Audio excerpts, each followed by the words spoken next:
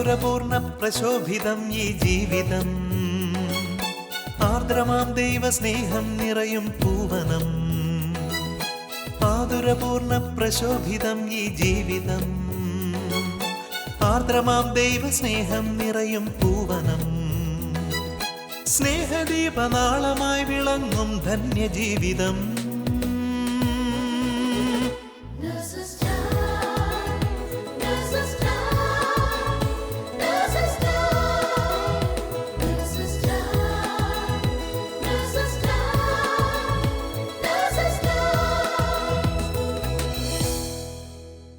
Praise the Lord. കർത്താവ് എൻ്റെ മേൽ ചൊരിഞ്ഞ അനുഗ്രഹങ്ങൾക്ക് ഞാനെന്തു പകരം കൊടുക്കും? രക്ഷയുടെ പാനപാത്രം ഉയർത്തി കർത്താവിൻ്റെ നാമം വിളിച്ചപേക്ഷിക്കും. തൻ്റെ മേൽ ചൊരിഞ്ഞ അനുഗ്രഹങ്ങൾക്ക് ദാവീദ് സങ്കീർത്തനങ്ങളിലൂടെ ദൈവത്തെ മഹത്വപ്പെടുത്തിയതുപോലെ തങ്ങളുടെ ജീവിതങ്ങളിലൂടെ അനേകരെ ദൈവത്തിങ്കിലേക്ക് ആകർഷിക്കുന്ന ഒമാൻ നഴ്സസ് മിനിസ്ട്രിയിലെ നഴ്സുമാരെ നമുക്കിന്ന് പരിചയപ്പെടാം.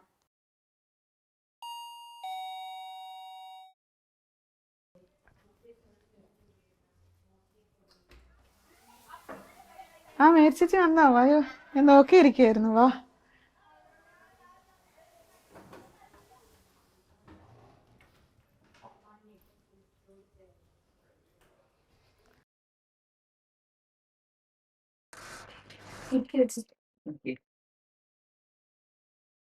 മേടിച്ചിട്ട് എന്നെക്കണ്ട് വിശേഷങ്ങള്? ദൈവകൃപയിൽ സുഖമായിരിക്കുന്നു സൂസൻ്റെ റിട്ടയർമെൻറ്റ് പാർട്ടിയൊക്കെ ഇന്നലെയാണെന്ന് അറിഞ്ഞു.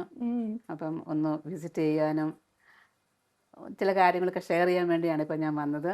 മേടിച്ചി ഇന്നലെ ആയിരുന്നു. അതൊക്കെ നല്ല ഭംഗിയായിട്ട് പോയി, കുഴപ്പമൊന്നുമില്ലായിരുന്നു. അപ്പം നമ്മൾ ഈ 34 വർഷം അവിടെ തന്നെ നിന്ന് രോഗികളുടെ കൂടെയൊക്കെ ആയിരുന്നിട്ട് വീണ്ടും നമ്മൾ തിരിച്ചിറങ്ങുമ്പോൾ സങ്കടം ഉണ്ടോയെന്ന് ചോദിച്ചു കഴിഞ്ഞിട്ടുണ്ടെങ്കിൽ കുറച്ച് ഒരു വിഷമമുണ്ട്. പക്ഷെ എന്നാലും ഞാൻ സന്തോഷവതിയാണ്. കാരണം ഇത്രയും കൊല്ലം ഈ ഒരു ഫീൽഡിൽ നിൽക്കാനായിട്ട് ദൈവം അനുവദിച്ചില്ലേ. അതിനെ ഓർക്കുമ്പോൾ തന്നെ ഭയങ്കര സന്തോഷം. എനിക്ക് അതിനേക്കാൾ ഒരു ചേച്ചി ഒരു കാര്യം, ഞാൻ എൻ്റെ അവസാനത്തെ ഡ്യൂട്ടിയുടെ ദിവസം എൻ്റെ അടുത്തൊരു പേഷ്യൻ്റ് വന്നിട്ട് എന്നോട് ചോദിക്കുകയാണ്, ഞാൻ നിന്നെ ഒന്ന് ഹഗ് ചെയ്തോട്ടെ എന്ന്. അപ്പം സത്യം പറഞ്ഞു കഴിഞ്ഞാൽ ആ പുള്ളിക്കാരി അങ്ങനെ ചോദിച്ചു കഴിഞ്ഞപ്പോൾ എനിക്കറിയാം, എൻ്റെ കണ്ണ് നിറഞ്ഞു പോയി. എന്നിട്ട് ഞാൻ അതിനെ ഇങ്ങനെ കെട്ടിപ്പിടിച്ച് കുറേ നേരം അങ്ങനെ നിന്നു. അപ്പം ശരിക്കും അവരെന്നെ ഒന്ന് ഇങ്ങനെ ബ്ലെസ് ചെയ്യുന്ന പോലത്തെ ഒരു ഫീലിംഗ് എനിക്കുണ്ട്. അതെനിക്ക് ഭയങ്കരമായിട്ടുള്ളൊരു എന്താ പറയുക, ഒരു നല്ലൊരു മൊമെൻ്റ് ആയിരുന്നു എൻ്റെ ഒരു ഇത്രയും കാലത്തെ ജീവിതത്തിനിടയ്ക്ക്. തീർച്ചയായിട്ടും ചില നിമിഷങ്ങളൊക്കെ നമുക്ക് ഒരിക്കലും മറക്കാൻ പറ്റത്തില്ല. പ്രത്യേകിച്ച് സൂസൻ പറഞ്ഞ ഈ കാര്യങ്ങൾ, പ്രത്യേകിച്ച് നന്ദി പറഞ്ഞുകൊണ്ട് കെട്ടിപ്പിടിക്കുമ്പോൾ ഉണ്ടല്ലോ, അതൊരു വല്ലാത്ത ഫീലിംഗ് അത്. പക്ഷേ ചേച്ചി ഞാൻ പറയട്ടെ, ചേച്ചി ഇപ്പം റിട്ടയർ ആയിട്ട് 3 വർഷമായി അല്ലേ?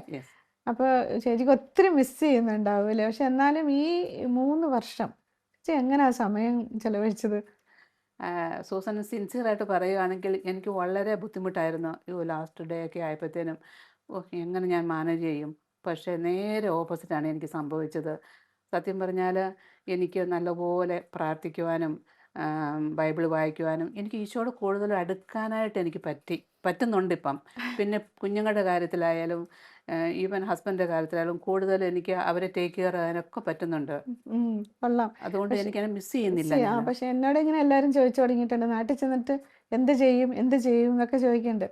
അപ്പോഴും ഞാനും ഇങ്ങനെ ആലോചിക്കാറുണ്ട്, ഇത്രയും വർഷം നമ്മൾ ഇവിടെ നിന്നു, ഇനി ശരിക്കും നാട്ടിലോട്ട് ചെന്ന് കഴിഞ്ഞാൽ എനിക്കൊരു എല്ലാം ഒന്ന് റീക്രിയേറ്റ് ചെയ്ത് എടുക്കേണ്ട അവസ്ഥയിലാണ് നിൽക്കുന്നത്. കാരണം ഒരു വലിയ ഗ്യാപ്പല്ലേ 34 വർഷം എന്ന് പറയുന്നത്. അപ്പോൾ ഞാൻ ആലോചിക്കുന്നത് ഈ മാതാവ് പ്രത്യക്ഷപ്പെട്ട സ്ഥലങ്ങളിൽ കൂടെയൊക്കെ എനിക്കൊന്ന് പോകണമെന്ന് ആഗ്രഹമുണ്ട്. പ്രത്യേകിച്ച് സൂസൻ അത് പറയുമ്പോൾ എനിക്ക് തീർച്ചയായും ഞാനൊന്ന് പ്രത്യേകം ഞാൻ പറയുകയാണ്, ഞാൻ മാതാവ് പ്രത്യക്ഷപ്പെട്ട പാലാരൂപതയിലെ കുറവലങ്ങാട് എന്ന സ്ഥലത്തു നിന്നാണ് വരുന്നത്. അവിടെയാണ് അതേപ്പറ്റി എനിക്ക് പറയാതിരിക്കാൻ വയ്യ. കാരണം എൻ്റെ ജീവിതത്തിൽ ഒത്തിരി കാര്യങ്ങൾ ഈ കുറവലങ്ങാട്ട് മുത്തിയമ്മ വഴി ഈശോ എനിക്ക് ചെയ്തു തന്നിട്ടുണ്ട്. സൂസനും അതേപ്പറ്റി എന്തോ ഉണ്ട്. മുത്തിയമ്മ കുറവലങ്ങാട് മുത്തിയമ്മ അല്ലേ, അല്ലെങ്കിൽ പോലും എന്നെ സംബന്ധിച്ചിടത്തോളം എനിക്ക് ഏറ്റവും പ്രധാനപ്പെട്ടതായിട്ട് പറയാനുള്ളത് നമ്മുടെ റോസ മിസ്റ്റിക്ക മാതാവ്. ആ മാതാവിനെ ആദ്യമായിട്ട് ഇങ്ങനെ കാണുമ്പോൾ, മാതാവിൻ്റെ രൂപം കാണുമ്പോൾ ഇങ്ങനെ 3 പൂക്കളൊക്കെ ആയിട്ടിരിക്കുന്ന മാതാവ്, ആ മാതാവിനെ എനിക്ക് ആദ്യമായിട്ട് തരുന്നത് എൻ്റെ ഗോഡ് മദർ എന്ന് ഞാൻ കരുതുന്ന ഒരു നൺ സിസ്റ്ററാണ്. അപ്പോൾ ആ സിസ്റ്റർ തന്ന ആ മാതാവിൻ്റെ പടം ഞങ്ങളുടെ വീടിൻ്റെ ഭിത്തിയിൽ ഇങ്ങനെ ഒട്ടിച്ച് വെച്ചേക്കുമായിരുന്നു. അപ്പോൾ എന്നെ ആ മാതാവ് സഹായിച്ചു എന്ന് പറയാൻ എനിക്കറിയില്ല. ആ മാതാവാണ് ഇറ്റലിയിലെ ഒരു നേഴ്സിനാണ് പ്രത്യക്ഷപ്പെട്ടതെന്നൊന്നും എനിക്കറിയത്തില്ല. ഇതൊക്കെ ഞങ്ങളും ഒക്കെ അറിയുന്നത് റീസെൻ്റ്ലി ആയി ആ അത് ആക്ച്വലി. ശരി. ആ ഓക്കെ. എന്നിട്ട് പിന്നെന്താ സംഭവിച്ചതെന്ന് വെച്ച് കഴിഞ്ഞിട്ടുണ്ടെങ്കിൽ നമ്മുടെ നാട്ടിലുള്ള ജീവിതം വിത്ത് പേരൻസും ഒക്കെ ആയിട്ടുള്ള ജീവിതം എന്ന് പറഞ്ഞാൽ സാധാരണ പോലെയൊക്കെ തന്നെ നമ്മൾ സാധാരണ എന്താണോ ഒരു കത്തോലിക്ക കുടുംബത്തിൽ നമ്മൾ എങ്ങനെയൊക്കെയാണോ നമ്മളെ വളർത്തിക്കൊണ്ട് വരുന്നത് അതുപോലൊക്കെ തന്നെ വളർത്തിക്കൊണ്ട് വന്നു. സ്കൂളിങ് കഴിഞ്ഞ് കഴിഞ്ഞപ്പോൾ ഇനി എന്ത് എന്നുള്ളൊരു ചോദ്യത്തിന് മുന്നിൽ ഇങ്ങനെ നിൽക്കുമ്പം എൻ്റെ ആ സിസ്റ്റർ തന്നെ എന്നോട് പറഞ്ഞു, മോളെ നമുക്ക് നേഴ്സിങ്ങിന് പോയാലോ. അപ്പോൾ ഞാനിങ്ങനെ വീട്ടിൽ പറഞ്ഞു കഴിഞ്ഞപ്പോൾ എൻ്റെ അമ്മ എന്ത് ചെയ്താൽ സമ്മതിക്കുന്നില്ല. അമ്മയ്ക്ക് അതിനോടൊരു നല്ല വിയോജിപ്പാണ്. പോരാ, അമ്മ വിടാനൊട്ടും സമ്മതിക്കത്തില്ല. അപ്പോൾ ഞാൻ ആലോചിച്ച് നോക്കി കഴിഞ്ഞപ്പോഴത്തേക്കും ഞങ്ങളുടെ ഒരു ഗ്രാമമാണ്, ഹൈ റേഞ്ച് ഏരിയയാണ്. അപ്പോൾ അവിടെ നിന്ന് നമുക്കൊരു ഹയർ സ്റ്റഡീസിന് പോകണമെങ്കിലൊക്കെ ബുദ്ധിമുട്ടാണ്. പിന്നെ നമുക്കൊരു ജോലി കിട്ടണമെങ്കിൽ നേഴ്സിങ്ങിന് പോയി കഴിയുവാണെങ്കിൽ ഒരു ജോലി കിട്ടാം. ഞാൻ കുടുംബത്തിലെ മൂത്ത അംഗമാണ്. അപ്പോൾ എനിക്ക് കുടുംബത്തെ നോക്കണം എന്നുള്ള ഒരു ഉദ്ദേശം. അപ്പോൾ ഇതാണെങ്കിൽ പെട്ടെന്ന് നമുക്ക് ജോലി കിട്ടുമല്ലോ. അങ്ങനെ ഒരു വിചാരം വന്നു കഴിഞ്ഞപ്പോൾ ഞാൻ ഈ മാതാവിൻ്റെ അടുത്ത് പോയിട്ട് ഇങ്ങനെ പ്രാർത്ഥിക്കും, മാതാവേ എൻ്റെ അമ്മയുടെ മനസ്സൊന്ന് മാറ്റിത്തരണേ. അങ്ങനെ എന്തിനാണ് പറയുന്നത്, മാതാവിൻ്റെ ആ ഒരു മാധ്യസ്ഥം മൂലമാണ് ഞാൻ നേഴ്സിങ്ങിന് എത്തപ്പെട്ടത്. പക്ഷെ നേഴ്സിങ്ങിന് വന്നതിന് ശേഷം ഞാൻ നേഴ്സിംഗ് പീരീഡ് എന്ന് പറയുന്നത് എന്നെ സംബന്ധിച്ചിടത്തോളം ഒരു സ്പിരിച്വലി നല്ലൊരു ബാക്ക്ഗ്രൗണ്ട് ആയിരുന്നു. പക്ഷെ എനിക്ക് തോന്നുന്നത് ചേച്ചി പഠിച്ചത് ഗവൺമെൻറ് സ്കൂളിലാണെന്ന് തോന്നുന്നു അതെ, അല്ലേ? ഞാൻ പഠിച്ചത് ഗവൺമെൻറ് സ്കൂളിലാണ്. അപ്പം സൂസനൊക്കെ അറിയുന്ന പോലെ അവിടെ അങ്ങനെ ഒരു സ്പിരിച്വൽ ബാക്ക്ഗ്രൗണ്ട് ഇല്ല. പക്ഷെ നമ്മളൊക്കെ എന്ന് പറഞ്ഞാൽ നമ്മുടെ ഫാമിലി ബാക്ക്ഗ്രൗണ്ട് ഒരു സ്പിരിച്വൽ ബാക്ക്ഗ്രൗണ്ട് ആണല്ലോ. അത് കാരണം കൊന്ത, വിശുദ്ധ കുർബാന ഇതൊക്കെ വളരെ കൃത്യമായിട്ട് തന്നെ ഉം, ഉം, മുന്നോട്ട് ഉം, ഉം. നടത്തിക്കും ആണ് ഞാൻ ജീവിച്ചു പോകുന്നത്. അതിനിടയ്ക്ക് ഞാനൊരു കാര്യം കേട്ടിട്ടുണ്ട്. പണ്ട് എപ്പോഴോ ചേച്ചി പറഞ്ഞാന്ന് എനിക്ക് തോന്നുന്നു. ചേച്ചി കിട്ടിയ ആദ്യത്തെ ആ ഒരു സാലറിയുടെ കാര്യം പറയുന്നത്. ആ, അത് തീർച്ചയായിട്ടും പറയണം. ഞാൻ നേഴ്സിംഗ് കഴിഞ്ഞിട്ട് എക്സാം കഴിയുന്നതിന് മുമ്പ് തന്നെ ഞാനൊരു പ്രൈവറ്റ് ഹോസ്പിറ്റലിൽ ജോയിൻ ചെയ്തു. അന്ന് എനിക്ക് അവിടെ ആദ്യത്തെ സാലറി 500 രൂപയാണ് കിട്ടിയത്. അപ്പം എൻ്റെ ചാച്ചൻ അവിടെ വന്നിട്ട് ആ സാലറി അതേപടി മേടിച്ചിട്ട് പോയി ഞങ്ങളുടെ ഇടവകയിൽ കൊണ്ടുപോയി കൊടുത്തു. അവരവിടെ റെക്കോർഡും ചെയ്തു.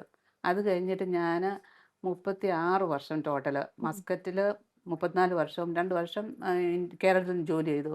ഒരു മാസം പോലും സാലറി ഇല്ലാതെ ഞാൻ നിന്നിട്ടില്ല. ഉം. പക്ഷേ എനിക്ക് അന്നൊന്നും മനസ്സിലായില്ല. പിന്നീട് എനിക്ക് മനസ്സിലായി. അന്ന് എൻ്റെ ചാച്ചൻ ചെയ്ത ആ പുണ്യപ്രവൃത്തിയുടെ ഫലമാണ് എനിക്ക് കിട്ടിയത്. അതെ അതെ. ബ്ലെസ്സിങ് ആണ് ആ എനിക്ക് കിട്ടിയത്.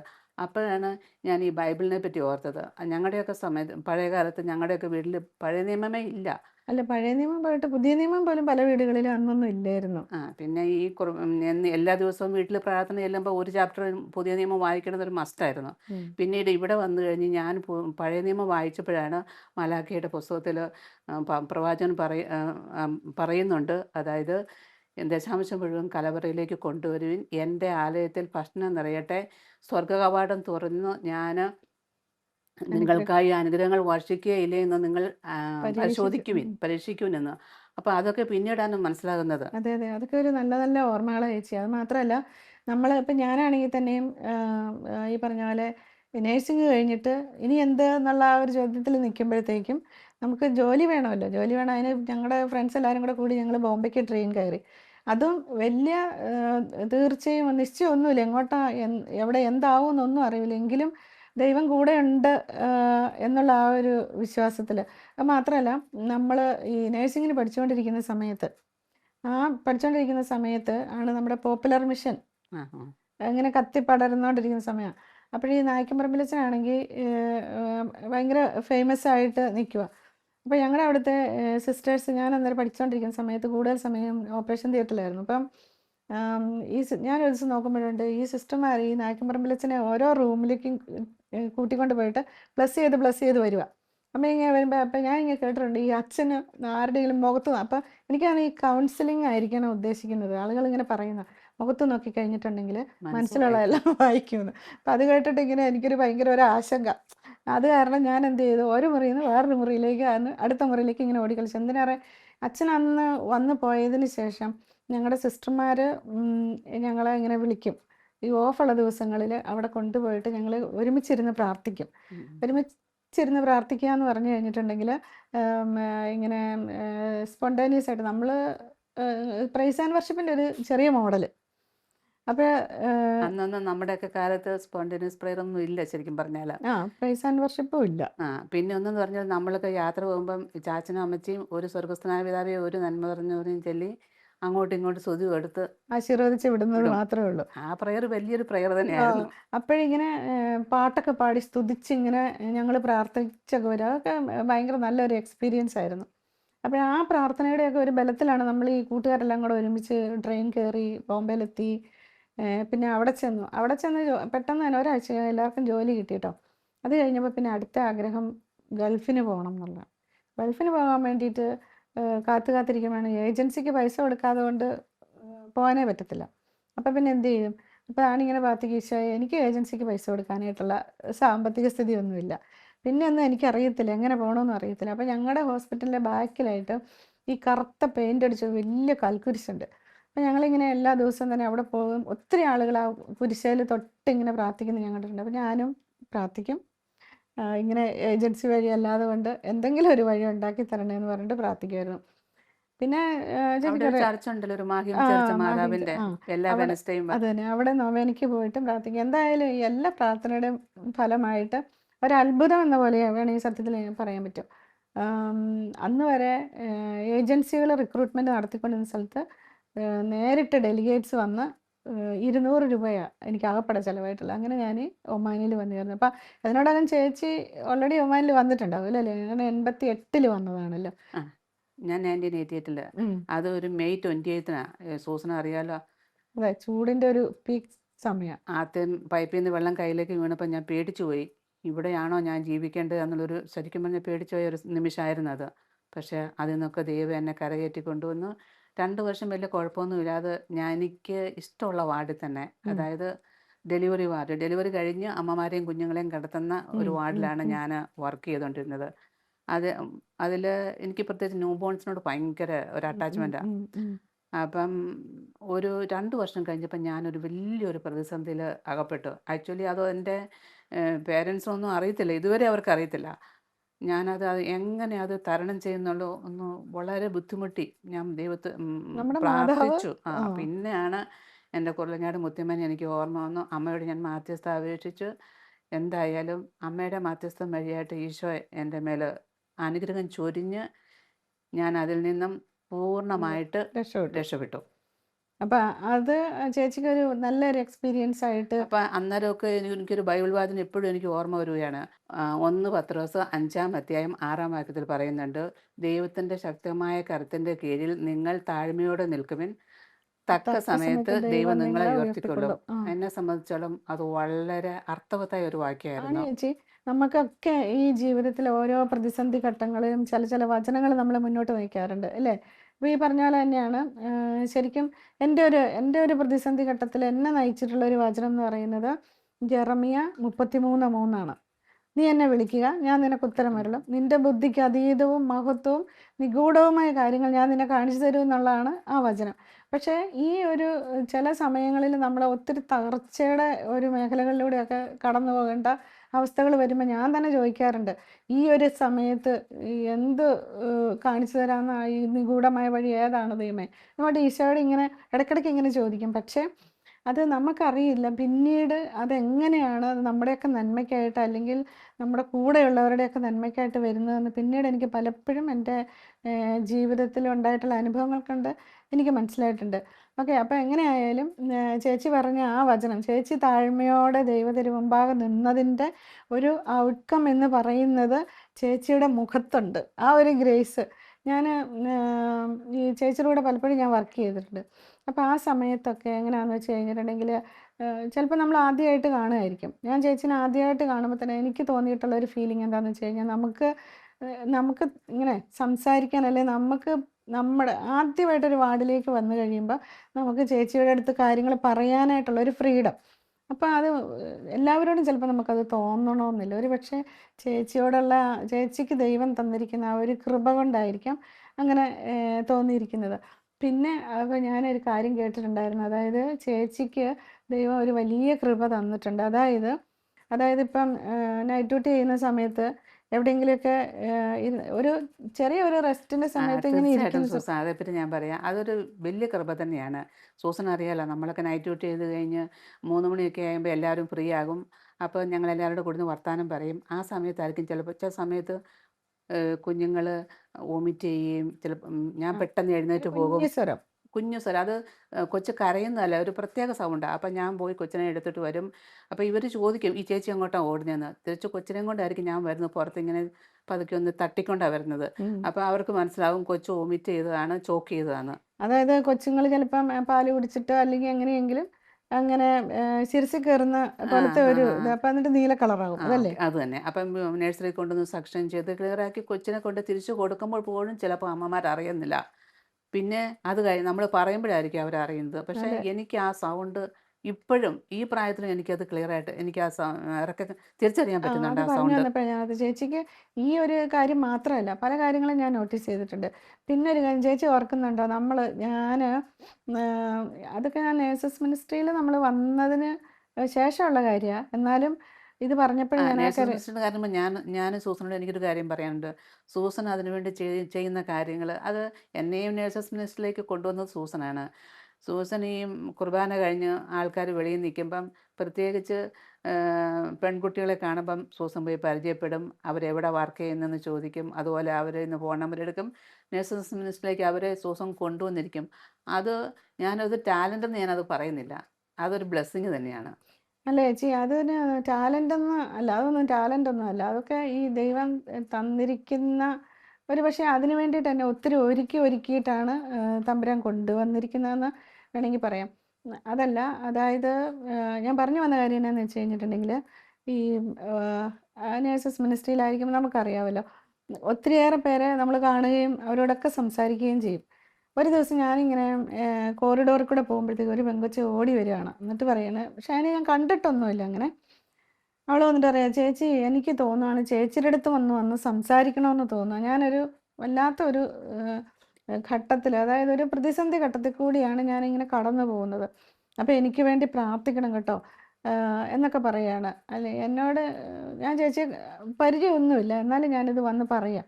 അപ്പം ഞാൻ എന്താ വെച്ചാൽ നമ്മുടെ ഗ്രൂപ്പിൽ അന്ന് മെസ്സേജ് ഇട്ടു, എല്ലാവരും പ്രാർത്ഥിക്കണം, ഈ കുട്ടിക്ക് ഇങ്ങനത്തെ ഒരു ചെറിയ പ്രശ്നമുണ്ട്, നമുക്ക് പ്രാർത്ഥിച്ച് അവളുടെ കാര്യത്തിൽ ദൈവം ഇടപെടട്ടെ എന്നൊക്കെ പറഞ്ഞ് മെസ്സേജ് ഇട്ടു.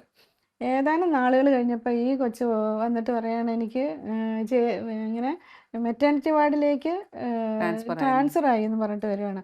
അപ്പം ഞാൻ പെട്ടെന്ന് ഓർത്തു, ചേച്ചി അവിടെ ഉണ്ടല്ലോ എന്ന് വിചാരിച്ചത്. ചേച്ചിയെ വിളിച്ചിട്ട് പറഞ്ഞു, ചേച്ചി ഇന്നപോലെ ഈ കൊച്ച് വരുന്നുണ്ട്, അവളെ നോക്കിക്കോണേ എന്ന് പറഞ്ഞു.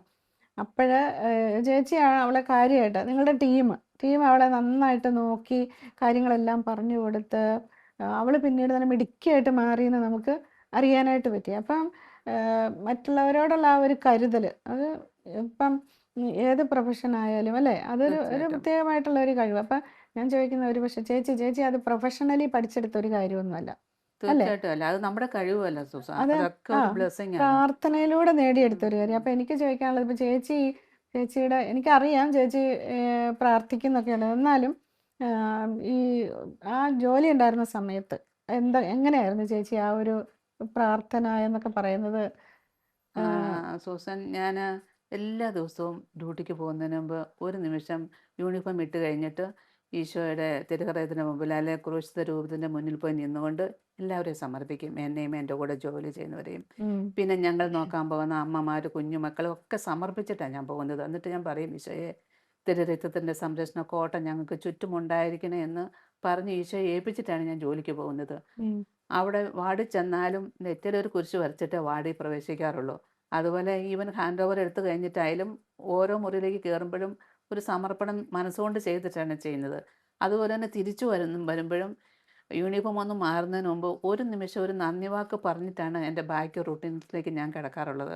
അത് പറഞ്ഞപ്പോഴാണ് ഓർത്തത് ചേച്ചി നേരത്തെ ഇതൊന്ന് പറഞ്ഞിട്ടുണ്ടെന്ന് എനിക്ക് തോന്നുന്നു. അപ്പം ഞാനിത് ഈ അടുത്ത നാളിൽ ഈ ചെറിയൊരു ഗ്രൂപ്പിൻ്റെ അടുത്ത് ഇങ്ങനെ ഇത് ഷെയർ ചെയ്തു. നിങ്ങൾ എത്ര പേര് തിരിച്ചു വരുമ്പം പ്രാർത്ഥിക്കുന്ന, നന്ദി പറയുന്ന ആൾക്കാർ എത്ര പേരുണ്ടെന്ന് ഇങ്ങനെ ചോദിക്കുകയുണ്ടായി. അപ്പോൾ അതൊരു ഒരു നല്ല, ഇപ്പം ഞാൻ ഓർക്കുമായിരുന്നു, ഈശോ എനിക്ക് ഇനിയിപ്പോൾ അധികം നാളൊന്നും ജോലി കഴിഞ്ഞിട്ട് തിരിച്ചു വന്ന് ഇങ്ങനെ നന്ദി പറയാനായിട്ട് പറ്റില്ലല്ലോ എന്ന് വിചാരിച്ചു. അതൊരു നല്ല കാര്യം. അത് ചേച്ചിയെ മുന്നോട്ട് നയിക്കാനായിട്ട് ഒത്തിരി സഹായിച്ചു, അല്ലേ? തീർച്ചയായിട്ടും. സൂസൻ ഈ റിട്ടയർമെന്റ് ടൈമൊക്കെ ആയപ്പോഴത്തേനും സൂസൻ ഡയാലിസിസ് യൂണിറ്റിലല്ലേ വർക്ക് ചെയ്തുകൊണ്ടിരിക്കുന്നത്? ചേച്ചി ഞാൻ അവിടുന്ന് റിട്ടയർ ആയത്. അപ്പോൾ ഡയാലിസിസ് യൂണിറ്റ് എന്ന് പറഞ്ഞാൽ എനിക്ക് ഏറ്റവും പ്രിയപ്പെട്ട ഒരു യൂണിറ്റാണ്. കാരണം എന്നാണെന്നറിയാമോ, ഈ ഡയാലിസിസിന് പേഷ്യൻസ് വന്നു കഴിയുമ്പോൾ രക്തം ശുദ്ധീകരണമാണല്ലോ. അപ്പോഴും നമുക്കൊരു ഗുണം കിട്ടുന്നത് എന്താണെന്ന് വെച്ച് കഴിഞ്ഞിട്ടുണ്ടെങ്കിൽ, നമ്മൾ ഓരോ പേഷ്യൻറ്റിനെയും ഡയാലിസിസിന് വേണ്ടി നീഡിൽ ചെയ്യുമ്പോഴും അത് കഴിഞ്ഞിട്ട് ആ പേഷ്യൻറ്റിൻ്റെ ശരീരത്തിൽ നിന്ന് രക്തം പുറത്തേക്ക് ഒഴുകി വരുമല്ലോ. ഒഴുകി വരുമ്പോൾ ഞാൻ ഇങ്ങനെ പ്രാർത്ഥിക്കുക, ഈശോയെ നിൻ്റെ തിരുരക്തം കൂടി ഈ രക്തത്തിൽ കലർത്തിയിട്ട് ഈ രോഗിക്ക് പൂർണ്ണമായ സൗഖ്യം കൊടുക്കണേ എന്നുള്ളൊരു പ്രാർത്ഥനയോടുകൂടിയാണ് ഞാൻ എന്നും ഡയാലിസിസ് യൂണിറ്റ് കയറുമ്പോഴും ഡയാലിസിസ് സ്റ്റാർട്ട് ചെയ്യുമ്പോഴും പ്രാർത്ഥിക്കുന്ന കാര്യം എന്ന് പറയുന്നത്.